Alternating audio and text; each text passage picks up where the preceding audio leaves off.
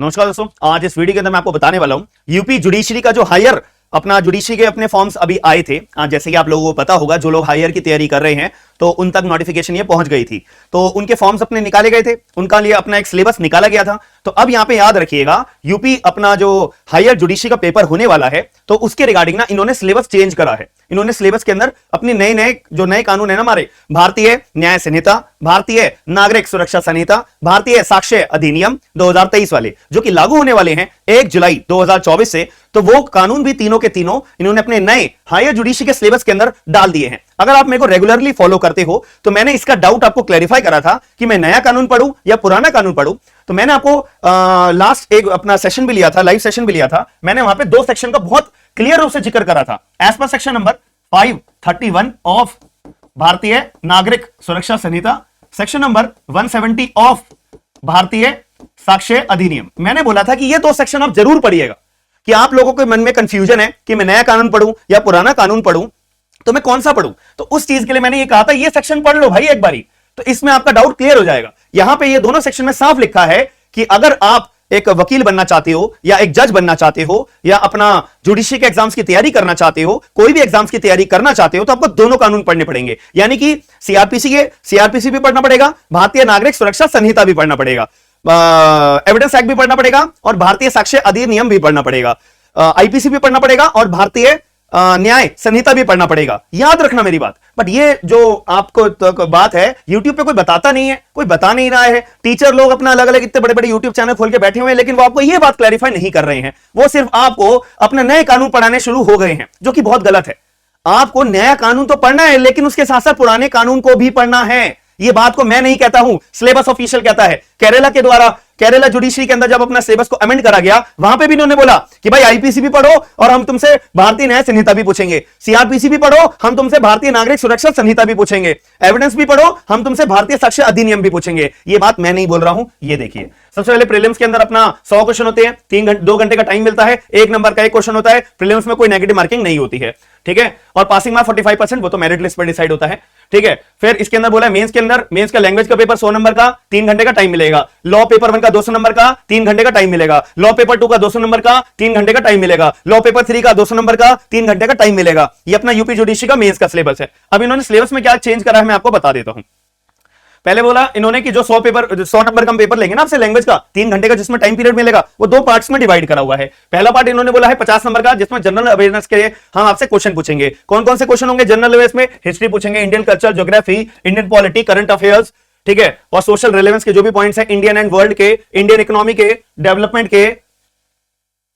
के, और हम आपसे field of the science technology के, कम्युनिकेशन एंड स्पेस के क्वेश्चन हम आपसे पूछेंगे, लीगल लैंग्वेज के हम आपसे क्वेश्चन पूछेंगे। अब मुद्दे की बात, इन्होंने बोल दिया कि जो लॉ पेपर 1 होगा ना, जो हमारा लॉ पेपर 1 होगा, उसका सिलेबस हमने चेंज कर रहे हैं। उसका सिलेबस में क्या चेंज करा है कि हम आपसे कॉन्स्टिट्यूशन पूछेंगे, सीपीसी पूछेंगे, कॉन्ट्रैक्ट पूछेंगे, पार्टनरशिप पूछेंगे, टॉर्ट पूछेंगे, मोटर व्हीकल एक्ट पूछेंगे, लिमिटेशन एक्ट पूछेंगे, टीपीए पूछेंगे, सूगा पूछेंगे, जनरल क्लॉज एक्ट पूछेंगे, ईजमेंट पूछेंगे, लॉ ऑफ इक्विटी पूछेंगे, ट्रस्ट पूछेंगे, स्पेसिफिक रिलीफ पूछेंगे, रजिस्ट्रेशन पूछेंगे, कोर्ट फीस एक्ट पूछेंगे, कंटेम्प्ट ऑफ कोर्ट एक्ट पूछेंगे, आईटी एक्ट पूछेंगे, और साथ में हम आपसे एविडेंस एक्ट तो पूछेंगे। हम आपसे इंडियन एविडेंस एक्ट तो पूछेंगे। साथ में इन्होंने जोड़ दिया कि हम आपसे क्या पूछेंगे, भारतीय साक्ष्य अधिनियम 2023 भी पूछेंगे। मैंने आपको यह पहले भी बताया था कि आप लोग अपना पुराना कानून तो पढ़ोगे ही और नया कानून भी आपको पढ़ना है। मैं आपको नवंबर से एक बात बोलता आ रहा हूं कि आप किसी बात पे भरोसा मत करो। अलग अलग यूट्यूब चैनल वाले अपना टीचर लोग कभी कुछ बोल रहे हैं, कभी कुछ बोल रहे हैं, कभी कुछ बोल रहे हैं। मैं आपको नवंबर से एक बात बोलता आ रहा हूं कि भाई मेरी बात पे भरोसा कर लो कि आप बस अपने पुराने कानून के अंदर जो कंटेंट है, जो कंसेप्ट है, उसको अच्छे से तैयार कर लो। फिर जब नया कानून आएगा आपको वो पढ़ने में आसानी रहेगी। फिर मैंने आपको 1-2 महीने पहले भी एक बात बोली थी कि आपको नया भी पढ़ना है, पुराने भी पढ़ना है। फिर जब हमारे मार्केट्स में ये अपने बेरक्स आ गए थे, मैंने तो ये अपना क्रिमिनल मैनुअल में बहुत सारे टीचर लोग अपने अपने बेरक बनवा के बेच रहे हैं, ठीक है, फायदा नहीं है। आप मेरी बात को समझो, एक ऐसे ऑथर की बुक ले ना जो सालों से सदियों से हम पढ़ते आ रहे हैं। हम इनके यूनिवर्सल के लिए या फिर और भी ऑथर्स के तो हम बेरक्स पढ़ते आते हैं, तो इनके अंदर बहुत डिटेल में एक एक बात लिखी हुई है, ठीक है। तो इसके अंदर आप सेक्शन नंबर 531 पढ़ोगे, 170 पढ़ोगे। 531 हमारा बीएनएसएस का और 170 हमारा बीएसए का। तो उन्होंने साफ बोला था, तो इन्होंने भी तो वही करा कि आप इंडियन एविडेंस एक्ट भी अपना पढ़ के जाना और भारतीय साक्ष्य अधिनियम भी पढ़ के आना, ठीक है। तो इन्होंने ये बोला है। अब आपको नए नए चैनल्स में देखने को मिलेगा, अरे हम तो पुराने भी पढ़ाएंगे, हम अब नए भी पढ़ाएंगे। तो प्लीज थोड़ा सा अपने लाइफ के साथ मत खिलवाड़ करो। याद रखना, उनका कुछ नहीं जाएगा, आपकी बजाय एक और नया बच्चा आ जाएगा उनके पास, फिर वो उसको पढ़ाने लग जाएंगे। तो प्लीज, आपका कैरियर बहुत इंपॉर्टेंट है और आपकी जो तैयारी है वो बहुत ज्यादा इंपॉर्टेंट है। ऐसे ही एग्जाम नहीं निकलते हैं, हमारे को जी जान लगानी पड़ती है, एक एक टॉपिक, एक एक कंसेप्ट को बहुत ध्यान से समझना पड़ता है, तब जाके हमारा कहीं ना कहीं टारगेट सेट होता है कि हां मेरा प्रीलिम्स क्लियर हुआ है, मेंस में मेरी कितनी प्रैक्टिस है, वगैरह वगैरह। ऐसे एग्जाम नहीं निकलते हैं कि तुम लोग सोच रहे हो कि हाँ ये टीचर ने तो भाई बुक निकाली है, इसके तो बेरक, अरे बेरक में क्या है, आप गूगल से डाउनलोड कर लो, कॉपी पेस्ट करे हुए हैं और सब कुछ बस कॉपी पेस्ट है। तो प्लीज आप इस चीज पे मत भरोसा, इतना ज्यादा भरोसा मत करो। आपको अपना फायदा देखना है कि भाई मेरे को कौन सा टीचर कैसे तरह से एक्सप्लेन कर रहा है, कैसे समझ में आ रहा है उसका, दैट्स इट। उसके अलावा और आपको मैं और भी क्या बातें बताऊं कि वो जहां पे आपको फोटो वोटो दिखती है ना, हमारे बच्चों ने इतने पेपर क्लियर करे, इतने सारे बच्चों ने, सब झूठे हैं, सब फेक होता है, सबको पैसे खिलाए जाते हैं, याद रखना मेरी बात, ठीक है। चलो मुद्दे की बात आती है। अब यहां पे इन्होंने क्या बोला, सीआरपीसी के साथ साथ हम भारतीय नागरिक सुरक्षा संहिता भी पूछेंगे आपसे, आईपीसी के साथ साथ भारतीय न्याय संहिता भी पूछेंगे। इन्होंने ये चीज ऐड कर दी है, ये चीज को याद रखना। नेगोशिएबल भी पूछेंगे, प्रिवेंशन ऑफ करप्शन एक्ट भी पूछेंगे, प्रिवेंशन ऑफ चिल्ड्रन पॉक्सो भी पूछेंगे, जेजे भी पूछेंगे, एंड हम डीवाई एक्ट भी पूछेंगे, डाउरी प्रोहिबिशन एक्ट भी पूछेंगे, सेक्सुअल हरेसमेंट वर्क प्लेस भी पूछेंगे, इंडिसेंट भी पूछेंगे, ये राजस्थान में भी आता है, ठीक है। आर्म्स एक्ट भी पूछेंगे, प्रिवेंशन ऑफ मनी लॉन्ड्रिंग भी पूछेंगे, नार्कोटिक्स भी पूछेंगे, ठीक है। Uttar Pradesh डेक्वाइटी affected area act भी पूछेंगे, एसटी एससी एक्ट भी पूछेंगे और इंडियन एविडेंस एक्ट भी पूछेंगे, साथ में भारतीय साक्ष्य अधिनियम भी पूछेंगे, ठीक है। मैं आपको दिखा देता हूं, बोलो अरे सर हमें आपको अपने एविडेंस का तो दिखाया नहीं, ठीक है। भारतीय साक्ष्य अधिनियम 2023 भी पूछेंगे। ये चेंज अपना यूपी जुडिशरी हायर वाले में करा गया है। अब आप लोग सोच रहे होंगे सर यूपी जुडिशरी का है तो हायर का है, अरे भाई हायर का है तो लोअर में नहीं होगा क्या? लोअर में भी होगा चेंज, देख लेना मेरी बात को।